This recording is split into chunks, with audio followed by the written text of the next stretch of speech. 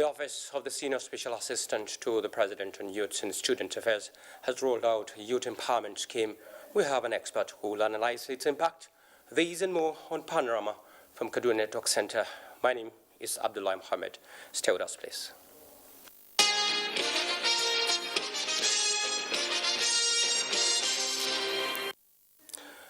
It is a long work to the final disbandment of SARS. Mia Ogidi recalls some of the efforts. SARS became a sad tale to many. Set up to protect the citizens, but later turned out to be a terror of some sort. And complaints from different quarters became worrisome. So, on the 10th of October 2020, the President had a moment with the Inspector General of Police on measures to reform the Nigerian police force. The content of the meeting later tweeted by the President, and he said, "I am being briefed by the Inspector General of Police on the ongoing reform efforts to end police brutality and unethical conduct towards ensuring that the police are fully accountable to the citizens.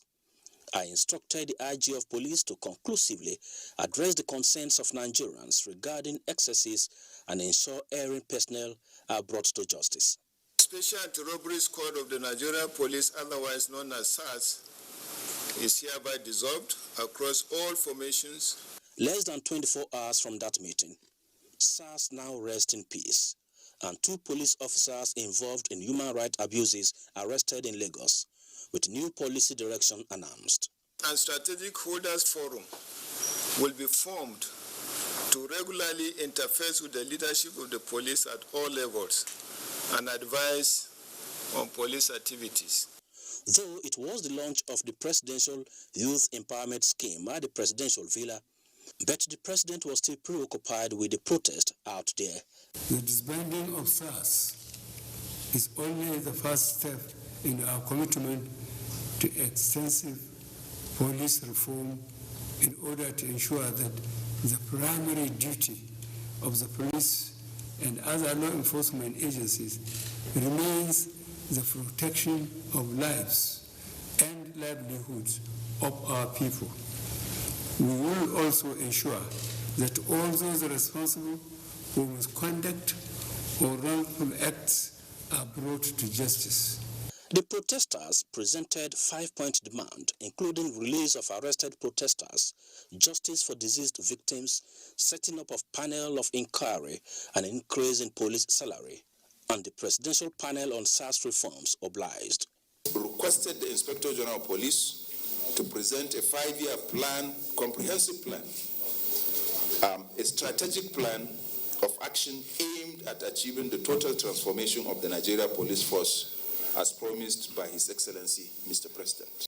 It is a long list of efforts and negotiations, but a common ground is yet to be reached. Let's talk to each other for the peace of the nation, is what many advised at this point. Mia Ogidi, NTA News. We hope that happens, Mia. I know many of you are angry, and understandably so. We could have moved faster, and for these, we're sorry. This is coming from Vice President Professor Yemi Osinbajo to the NSAS protesters. Ruth Awele has the rest of the press statement. In a tweet, Vice President Professor Yemi Osinbajo said, and I quote, "I fully understand how many young people feel. Many feel that we have been too silent and have simply not done enough. These feelings of frustration are justified." End of quote. Professor Osinbajo notes that over the past week, the government has been following the protest and a number of discussions had been held with key stakeholders in the administration. The Vice President explained that he chairs the National Economic Council meeting where it was resolved to set up judicial panels of inquiry so that Nigerians can see justice served and fast. He said with Mr. President's approval, SARS has been completely disestablished and none of its former members will be featured in any police tactical units. He further added that the issues the protesters are raising are bigger than just SARS. They're deep and systematic, and government is undertaking comprehensive measures that will revamp the police by addressing issues of welfare, service conditions, and training. He said government will continue to update and engage with them on these action steps in the spirit of transparency so that Nigerians can hold the government accountable.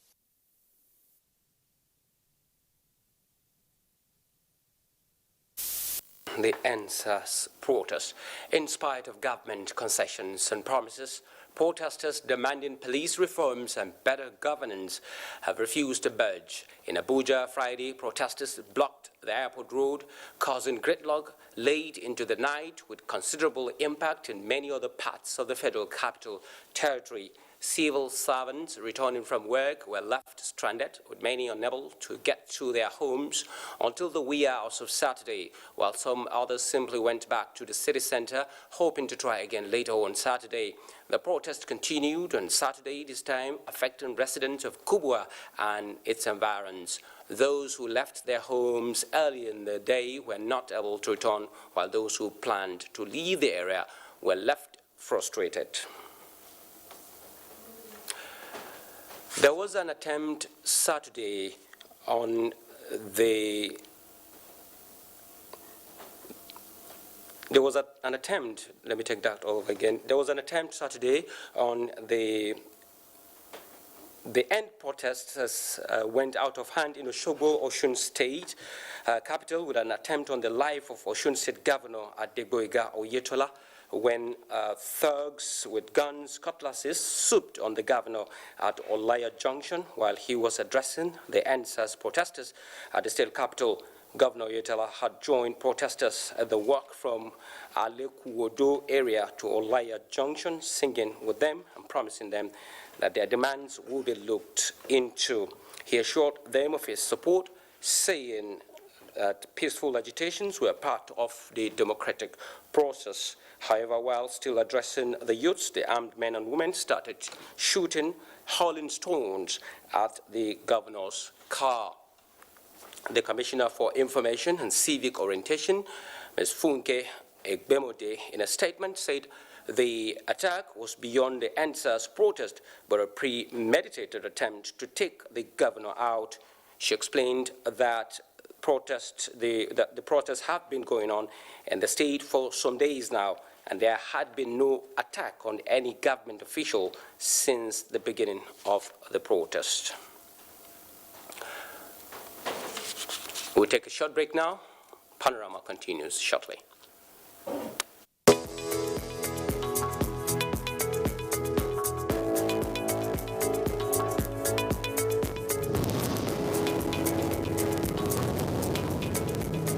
The recent genuine concerns and agitations by Nigerians about the excessive use of force and, in some cases, extrajudicial killings and wrongful conduct by men of the Nigerian police force. The disbanding of SARS is only the first step in our commitment to extensive police reform in order to ensure that the primary duty of the police and other law enforcement agencies remains the protection of lives and livelihoods of our people. We will also ensure that all those responsible for misconduct or wrongful acts are brought to justice. We also deeply regret the loss of life of the young man in Oyo State during the recent demonstrations. I have directed that the circumstances of his death should be thoroughly investigated. Meanwhile, it is important to recognize that the vast majority of men and women of the police force are hardworking and diligent in performing their duties.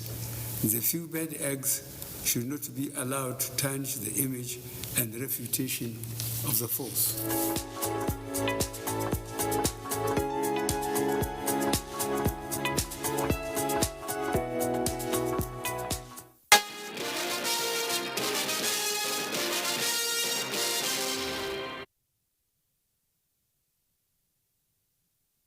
There, you're still watching Panorama from Kaduna Network Center. The fight against poverty has been on getting to a decade, yet poverty keeps fighting back. This was re-emphasized by the Ministry of Humanitarian Affairs, Disaster Management and Social Development during a visit to Barua community in the Federal Capital Territory to inspect health facility and borehole provided by the ministry last year. Ruth Aguel reports. It was a long and bumpy ride to Barua community, a suburb in the Federal Capital Territory. It is exactly 1 year since the Ministry of Humanitarian Affairs, Disaster Management and Social Development visited this community in its commitment to mark the International Day for the Eradication of Poverty. As the world celebrates this day, the Minister, Sadia Umar Farouk, who was represented by the Director of Humanitarian Affairs, Ali Grema, says, with 40% of Nigerians living in poverty, it is one of the significant concerns of the Buhari administration.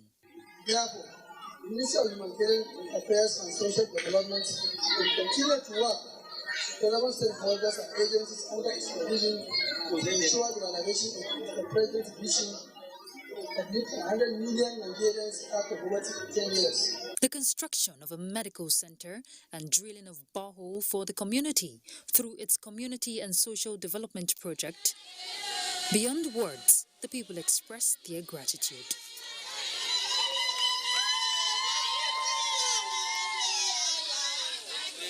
Before, we don't have a health center for this community. This is the first time to have the health center through this humanitarian development project. We are happy with them. I'm happy with what this ministry is doing for us. And for a community like this, this is what they need for now. And I think it's a commendable event and is a good deal coming from the ministry, I could say. Even as they contend with their present reality, caution was thrown to a more daring reality, COVID-19, with a sensitization organized by the ministry that extended beyond the shores of Barua community, a reminder that safety first, beyond hunger. In Abuja, Ruth Aguela, NTA News. Thanks, Ruth. Realizing the loss incurred by businesses, especially the small and medium entrepreneurs during the COVID-19 lockdown, the federal government has set aside 75 billion to stimulate activities in some sectors of the economy. Director General, Small and Medium Enterprises Development Agency, SMEDAN, Dr. Dikko Rada, is interacting with the class of entrepreneurs expected to benefit from the fund. The report. Kende is a vulcanizer, and that is the only job he does for a living. He has 3 children, a wife and an aged mother, and all their needs are met through his daily income. That explains why the lockdown resulting from the rage of COVID-19 inflicted pains on his family. That time very difficult.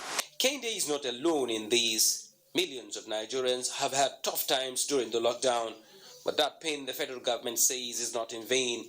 The sacrifices made by Nigerians have saved lives, and those businesses like that of Kende will enjoy palliative in cash. Ahead of the disbursement of the fund, Small and Medium Enterprises Development Agency SMEDAN has begun to crisscross the 36 states of the Federation, interacting with those expected to benefit from the pool of fund. The agency's Director General explains the requirements. We have different categories of this scheme. We have what we call guaranteed take-up scheme, in which we buy your product, what you have produced, at the minimum of 150,000 naira each. And then we have the payroll support scheme for those people who cannot be able to pay their workers during the lockdown. The government is going to support them with the payroll support for 3 months. And then the last category is for the artisans and the transport scheme, which is to support them with a grant or a payroll for 30,000 each of them. Interestingly, women, small and medium-scale entrepreneurs are expected to get 45% of the fund, with people living with disabilities like Aminu to benefit 5% of the overall fund. We persons with disability, we appreciate of this program because we salute the President Muhammad Buhari for bringing disabled person into this program. The Director General, SMEDAN, Dikko Rada, leads top management of the agency in sensitizing small and medium-scale entrepreneurs across the country on what it takes to unlock the fund. In Kaduna, the Presidential Youth Empowerment Scheme, PES, economic experts say will make Nigerian youths more productive and enable them contribute significantly to the nation's gross domestic products for the sustainable development. In this report, Ahmed Umar Kudan takes a look at the initiative vis-a-vis youth employment. Nigeria's institutions of higher learning have continued to churn out thousands of youth without much talk about white-collar jobs. Consequently, many of them venture into entrepreneurship and agricultural value chain initiatives to earn a living. Yusuf Abdulaziz, a diploma holder in computer networking and system security, did not wait for white-collar job. Since last 10 years, when I was single, I've been doing this job. I get married. I'm paying my rent. I seek for a job for like 2 years. So I couldn't get any job. So I decided, instead of staying idle, I decided to learn inverter business. The Presidential Youth Empowerment Scheme is designed to give direct and practical empowerment to youth like Yusuf towards addressing challenges of unemployment. If this gesture is transferred to people, they will use it to empower themselves and get themselves employed, and as well employ others. Abdullahi Abubakar Gondu, an economic expert, says the scheme will have multiple effects on Nigeria's economy. Eliminate idleness, eliminate redundancy, eliminate people situation whereby you see you sitting down doing nothing, and indirectly it will help in addressing issues of insecurity. It will make youth more productive. The initiative, which is driven by the Office of Senior Special Assistant to the President on Youth and Student Affairs, aims at supporting millions of Nigerians like Yusuf Abdulaziz who are ready to empower younger ones. In Kaduna, Ahmad Umar Kudan, NTA News. And to examine further the impact of this empowerment that we've seen so far and others that have come and gone, I have with me in the studio Dr. Ismail Anchau. He is a chief lecturer from Business Administration Department, Kaduna Polytechnic. Thanks for being part of the program this afternoon. Looking at the program that has just been launched, PES, and other programs of that nature, what would you say have been the impact so far? Well,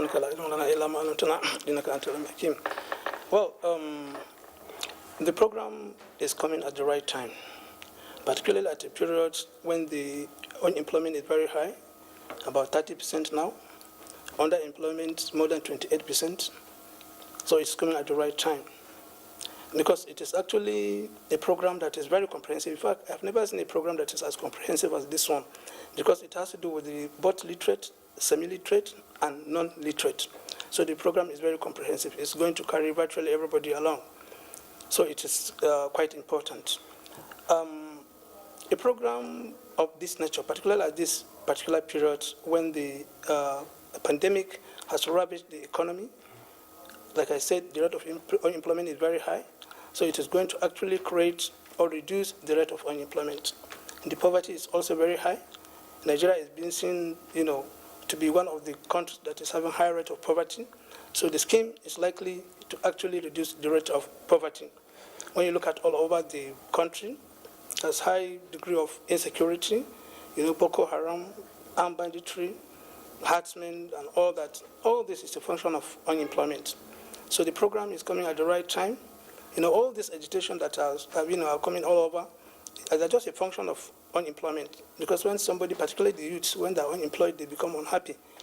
The youth in Nigeria are constituting more than 33 million of the population.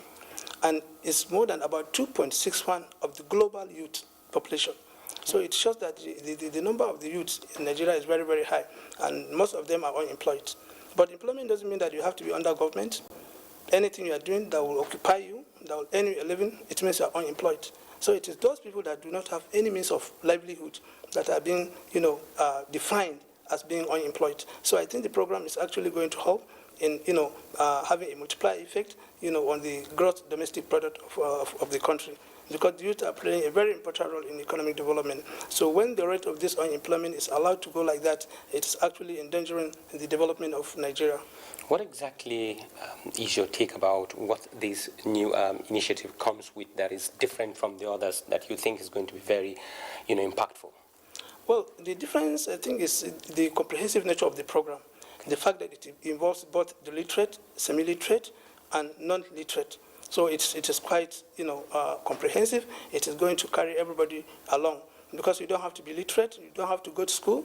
It has to do with skills, not necessarily, there are different areas, agriculture, fashion, ICT, and so many other, areas that are actually going to accommodate, virtually all the youth, if, they are really interested. So it's a bit different, even though there are other schemes by the government, not necessarily only, it's not only this one, there are other programs, and the issue of the survival funds, they're all part of the unemployment, reducing the rate of unemployment, and the 500 billion, naira that was set aside for small and medium enterprises, and so many other fiscal stimulus, that are provided by the government are actually going to help, because they are going to have multiplier effect.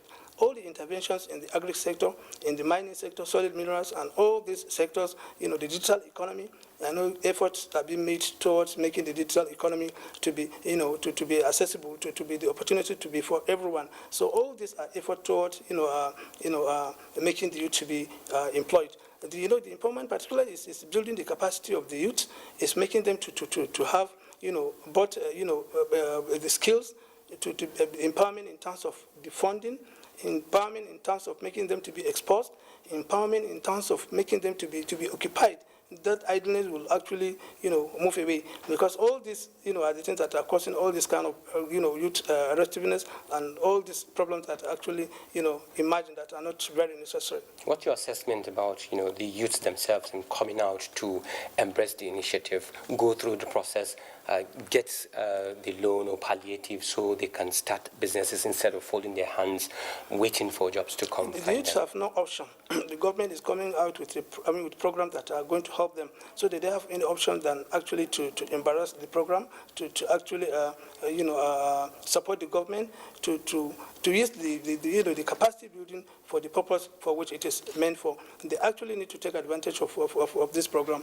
They need to look for the information, and government need to, sensitize people to actually, because so many people, many of the youth are not aware of this, because some are living in the rural areas, and the youth are not only the youth in the urban areas, but they largely, about 51% or 49% of the population is living in the rural areas. So government need to make more effort to actually know that, the youth in the rural areas are aware of this, because if the youth, the youth in the rural areas are not taken care of, they are actually going to drift into the urban city, and create more problems. So, government need to actually, the agencies, the authorities need to look at the rural areas and make sure that, the youth, the huge number of the youth that are there are actually being engaged. Particularly that's why I'm saying that this program is unique in the sense that it is even, encompassing the non-literate, those that have not gone to school, because it has to do with skills, not necessarily just the Western education,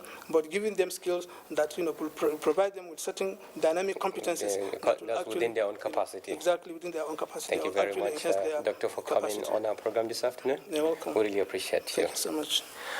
Moving on now to sports, George Gift will now give us details of what is happening across the sporting environment. George, what do you have for us? The president of the Nigerian Olympic Committee, Habu Gomel, has reassured the committee's commitment to ensure that Team Nigeria make podium finishes at the forthcoming Tokyo Olympics.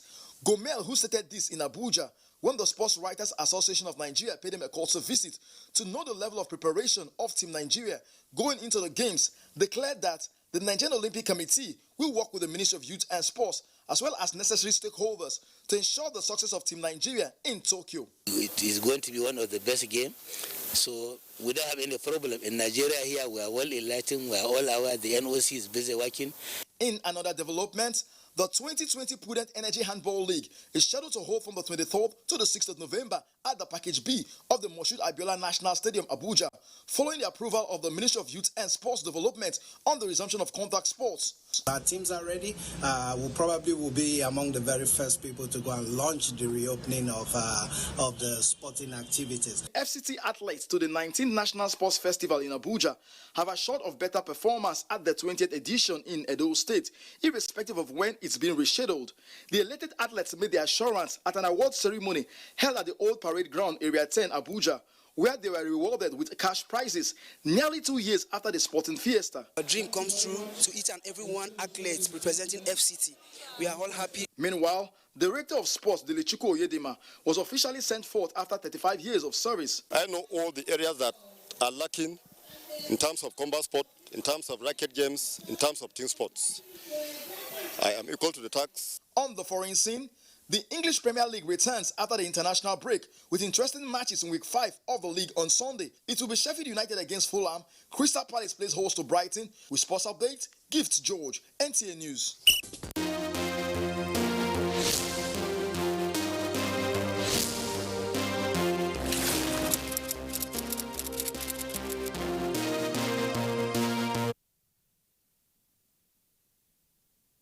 And take a message from Africa's largest television network, NTA.